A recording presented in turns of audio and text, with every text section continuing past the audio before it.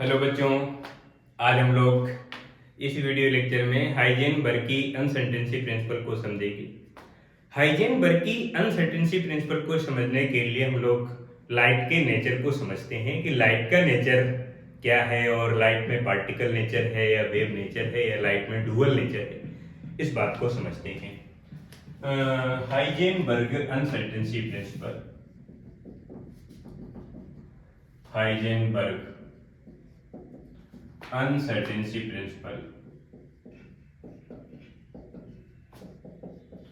Principal. अब Heisenberg की uncertainty principle को समझने के लिए लाइट के नेचर को समझना है, क्योंकि लाइट के नेचर या पार्टिकल के नेचर के बेस में ये अनसर्टेनिटी प्रिंसिपल है। तो इसमें दो कंसेप्ट हैं। पहला है particle nature of light, nature of light. Light के बारे में पहला कंसेप्ट ये है कि लाइट पार्टिकल है और पार्टिकल के फॉर्म में ही लाइट सोर्स से लाइट इमिट होती है और उन पार्टिकल का नाम फोटोन होता है। फोटोन सभी डायरेक्शन पर प्रोपेगेट करते हैं, मूव करते हैं। और दूसरा जो कंसेप्ट है वो लाइट के बारे में वो है wave nature of light, wave nature of light. ये कंसेप्ट कहता है कि लाइट वेव है, पार्टिकल नहीं है, और ये कंसेप्ट कहता है कि लाइट पार्टिकल है, वेव नहीं है। माने लाइट के बारे में दो अलग अलग कंसेप्ट आए। एक कंसेप्ट कहता है कि लाइट पार्टिकल है, वेव नहीं है, और दूसरा कंसेप्ट कहता है कि लाइट वेव है, पार्टिकल नहीं है। और ये अगर पार्टिकल है तो कैसे पार्टिकल है? यहां पर हमारे पास ये कोई लाइट सोर्स है और इस लाइट सोर्स से लाइट इमिट हो रही है, ये लाइट इमिट हो रही है, जैसे आप फोटोन कह रहे हैं और सभी डायरेक्शन पर ये मूव करेगी। इनको आप फोटोन कह सकते हो, इनको आप फोटोन कह सकते हो, ये फोटॉन्स हो गए। लेकिन अगर मैं वेव नेचर को अगर रिप्रेजेंट करता हूं यहां पर, तो ये हमारे पास एक लाइट सोर्स है, लाइट सोर्स से वेव इस डायरेक्शन पर इस तरह ये प्रोपेगेट करती, इधर की तरफ जाएगी, इधर भी, इधर भी, इधर भी, सभी डायरेक्शन पर, लेकिन इस तरह से ऑक्सिलेट करते हुए वेव के फॉर्म में मूव करते हुए, प्रोपेगेट करते हुए लाइट आगे की तरफ ट्रेवल करेगी। तो लाइट के बारे में दो कंसेप्ट हैं, लाइट पार्टिकल है, लाइट वेव है। लाइट के बारे में दो कंसेप्ट हैं, एक तो लाइट पार्टिकल है और लाइट वेव है। कुछ ऐसे नेचुरल फिनोमेना है जो पार्टिकल नेचर से करेक्ट प्रूफ होते हैं, जैसे फोटो इलेक्ट्रिक इफेक्ट है, रमन इफेक्ट है, कॉम्पटन इफेक्ट है, लाइट का रिफ्लेक्शन है, रिफ्रैक्शन है। लेकिन कुछ ऐसे नेचुरल फिनोमेना है जो पार्टिकल नेचर की वजह से करेक्ट प्रूफ नहीं हो पाते हैं, जैसे हमारे पास इंटरफेरेंस है, पोलराइजेशन है, डिफ्रैक्शन है। वेव नेचर की वजह से कुछ ऐसे इफेक्ट हैं, नेचुरल फिनोमेना है जो प्रूफ हो जाते हैं, जैसे इंटरफेरेंस है, पोलराइजेशन है, डिफ्रैक्शन है। कुछ ऐसे फिनोमेना जो नहीं प्रूफ हो पाते हैं, जैसे फोटो इफेक्ट है, रमन इफेक्ट है, कॉम्पटन इफेक्ट है। तो मेरे कहने का मतलब अभी तक का मामला 50-50% में चल रहा है कि एक कंसेप्ट कह रहा है कि पार्टिकल है, दूसरा कंसेप्ट कहता है कि लाइट वेव है। अभी इस बात को क्लियर नहीं किया जा सकता है कि लाइट में वास्तव में कौन सा नेचर है, लाइट में पार्टिकल नेचर है या वेव नेचर है। माने लाइट में अभी दोनों नेचर हैं और दोनों 50-50% की अपनी अपनी अहमियत रखते हैं। ये मॉडर्न फिजिक्स से पहले की रिसर्च है, लेकिन मॉडर्न फिजिक्स में डी ब्रोगली और डेविसन जर्मर का जो एक्सपेरिमेंट है वो इस बात को प्रूव करता है कि लाइट में डुअल नेचर होते हैं, लाइट में डबल नेचर होते हैं, लाइट में पार्टिकल नेचर भी है और लाइट में वेव नेचर भी है। डेविसन जर्मर एक्सपेरिमेंट इस बात को प्रूव करता है कि जब कोई भी पार्टिकल, चाहे वो इलेक्ट्रॉन हो, मूव करता है तो उसके मोशन की वजह से वेव डेवलप होती है। इलेक्ट्रॉन ही नहीं, मैं कहता हूं कि चाहे अल्फा पार्टिकल हो, न्यूट्रॉन हो, डस्ट पार्टिकल हो, एयर मॉलिक्यूल्स हो, एटम्स हो, कोई भी हो, अगर मूव करेगा तो उसके मोशन की वजह से वेव डेवलप होगी। माने डस्ट पार्टिकल तो सिर्फ एक पार्टिकल है, लेकिन उस पार्टिकल के मोशन की वजह से भी वेव डेवलप होगी। डी ब्रोगली के प्रूवमेंट से इस बात को हम समझ पाते हैं कि लाइट में डुअल नेचर होते हैं। De Broglie statement, de Broglie principle, de Broglie का जो प्रिंसिपल है वो कहता है कि जैसे ही कोई पार्टिकल मूव करेगा तो उसके मोशन की वजह से वेव डेवलप होगी और उस वेव की जो वेवलेंथ होगी उसे हम डी ब्रोगली वेवलेंथ कहेंगे और de Broglie wavelength lambda equal to H mean Planck constant divide by momentum. इस तरह से उसकी हम वेवलेंथ को कैलकुलेट कर सकते हैं।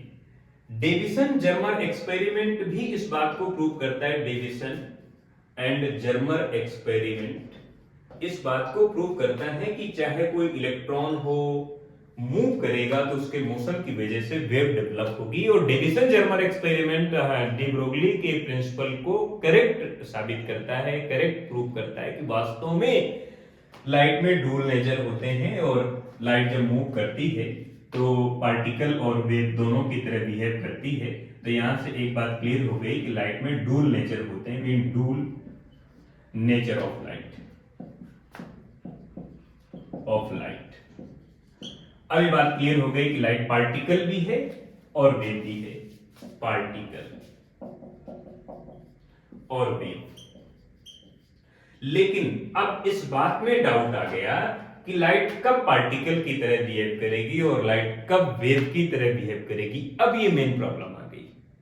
माने ऐसा समझो कि कोई भी चीज है वो व्हाइट भी है और ब्लैक भी है, ऐसा समझ जाओ। इसी बात की तो अनसर्टेनिटी है, अनिश्चितता तो इसी बात की कि व्हाइट है या ब्लैक है या दोनों है दोनों।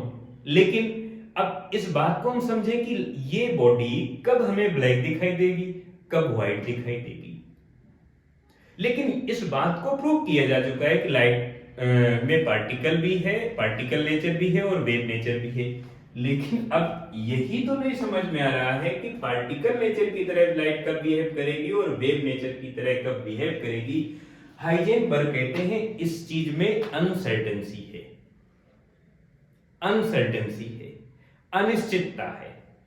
आप ऐसा समझें कि इस बात को कैसे माना जा सके कि लाइट मॉर्निंग टाइम, सुबह के समय मॉर्निंग टाइम पार्टिकल नेचर की तरह बिहेव करेगी और इवनिंग टाइम शाम के समय वेव नेचर की तरह बिहेव करेगी।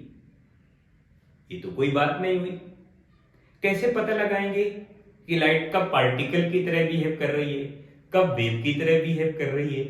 हाइजेनबर्ग कह रहे हैं इस चीज में अनसर्टेनिटी है, अनिश्चितता है।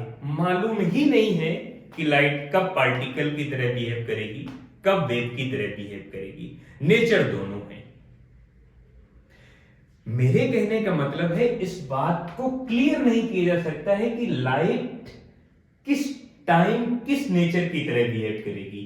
लाइट में है दोनों नेचर, पता ही नहीं चलेगा कि लाइट कब पार्टिकल की तरह बिहेव कर रही है, कब वेव की तरह बिहेव कर रही है। इस चीज में अनसर्टेनिटी है। अनसर्टेनिटी होने की वजह से जो पार्टिकल मूव करेगा वो मूव करेगा तो इस तरह से मूव कर सकता है और उसकी जो वेवलेंथ होगी वो वेवलेंथ हम lambda equal to H over momentum यानी प्लैंक कांस्टेंट ओवर मोमेंटम लिख सकते हैं।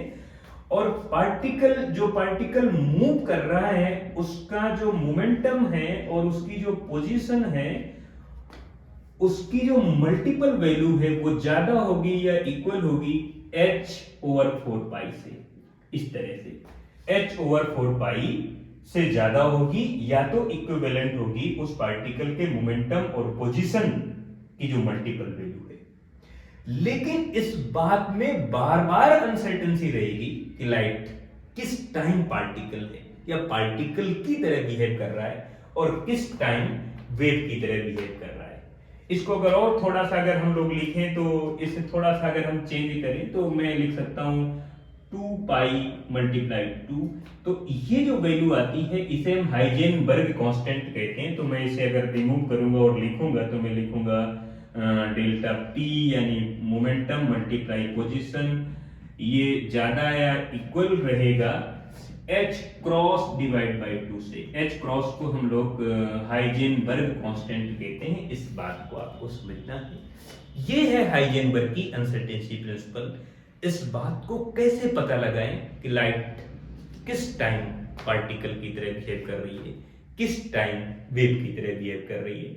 ऐसा समझो कि एक छोटा बच्चा है, वो रो भी सकता है और हंस भी सकता है, लेकिन किस टाइम रोएगा और किस टाइम हंसेगा, इस चीज में अनिश्चितता है, इस चीज में अनसर्टेनिटी है। कैसे पता लगाएंगे कि बच्चा किस टाइम रो रहा होगा या किस टाइम हंस रहा होगा। हाँ, उसके पास दोनों क्वालिटी है बच्चे के पास। बच्चे के पास रोने की भी क्वालिटी है और हंसने की भी क्वालिटी है, लेकिन है तो दोनों क्वालिटी, लेकिन अब अनसर्टेनिटी है कि किस टाइम वो रोएगा, किस टाइम हंसेगा। मॉर्निंग टाइम हंसेगा या इवनिंग टाइम हंसेगा, या इवनिंग टाइम रोएगा, मॉर्निंग टाइम हंसेगा। कब रोएगा, कब हंसेगा, क्वालिटी तो दोनों है। इस चीज में अनसर्टेनिटी है कि कब रोएगा, कब हंसेगा, क्वालिटी तो दोनों है। लाइट में क्वालिटी तो दोनों है, पार्टिकल नेचर भी है, वेव नेचर भी है, लेकिन कब वेव, कब पार्टिकल, इस चीज में अनसर्टेनिटी है हाइजेनबर्ग की। इसलिए इसे कहते हैं हाइजेनबर्ग की अनसर्टेनिटी। ये अनसर्टेनिटी प्रिंसिपल है।